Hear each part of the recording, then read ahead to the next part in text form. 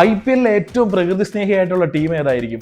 IPL ഓരോ dot ബോളുകൾ വരുമ്പോഴും 500ഓളം മരങ്ങളാണ് ഇന്ത്യയുടെ വിവിധ ഭാഗങ്ങളിൽ നട്ടുകൊണ്ടിരിക്കുന്നത്. ഈ മരങ്ങളൊക്കെ എവിടെയാണ് നടുന്നത്? ഈ ഒരു ചോദ്യം മനസ്സിലുണ്ടോ? അതുപോലെ തന്നെ ഈ ഡോട്ട് ബോളിന്റെ ചരിത്രം നോക്കുകയാണെങ്കിൽ 2023 IPL സീസൺ മുതൽ പ്ലേ ഓഫ് മത്സരങ്ങളിലാണ് ഈ മരങ്ങൾ നട്ടു തുടങ്ങുന്നത്. 2024 പ്ലേ ഓഫിൽ അത് കണ്ടിന്യൂ ചെയ്തു. പക്ഷേ 2025 എത്തിയപ്പം ഗ്രൂപ്പ് ഘട്ടം മുതൽ ആദ്യത്തെ മത്സരം മുതൽ എല്ലാ മത്സരങ്ങളിലും ഈ ഒരു ഡോട്ട് ബോൾ രീതി മുന്നോട്ട് കൊണ്ടു. 2025 എത്തുമ്പോൾ ഓരോ ഡോട്ട് ബോളിനും 500 മരങ്ങളൊന്നും ഇല്ല കേട്ടോ. ഏകദേശം ഒരു 18 മരങ്ങളാണ് 2023 മൊത്തത്തിൽ 294 ഡോട്ട് ബോളുകളായിട്ട് ഏകദേശം 1,46,000 മരങ്ങളാണ് പലയിടങ്ങളിലായിട്ട് നട്ടത്. അങ്ങനെയാണെങ്കിൽ 2024 എത്തുമ്പോൾ 324 ഡോട്ട് ബോളുകളിലായിട്ട് 1,61,500 മരങ്ങൾ നട്ടു.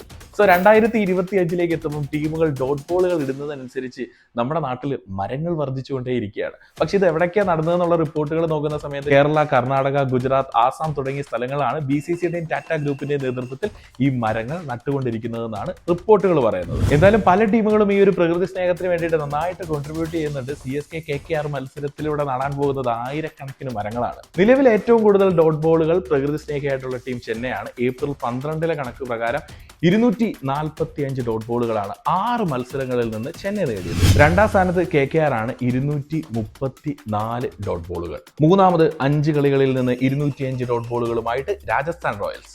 നാലാം സ്ഥാനത്ത് നമ്മുടെ ടീം, എന്റെ team, entertainment team royal challengers Bangalore. 202 dot ബോളുകളുണ്ട് കേട്ടോ. മുംബൈ ഫാൻസ് അങ്ങനെ അഹങ്കരിക്കണ്ട, തൊട്ട് താഴെ നിങ്ങളും ഉണ്ട്, 5ാം സ്ഥാനത്തുണ്ട്. പക്ഷെ കണക്ക് പറയുന്നില്ല, 198 സംതിങ്. എന്തായാലും ഈ ഒരു സീസൺ തീരാൻ വേണ്ടിയിട്ട് പോകുമ്പോൾ ഏറ്റവും പ്രകൃതി സ്നേഹിയായിട്ടുള്ള ടീം ഏതായിരിക്കും?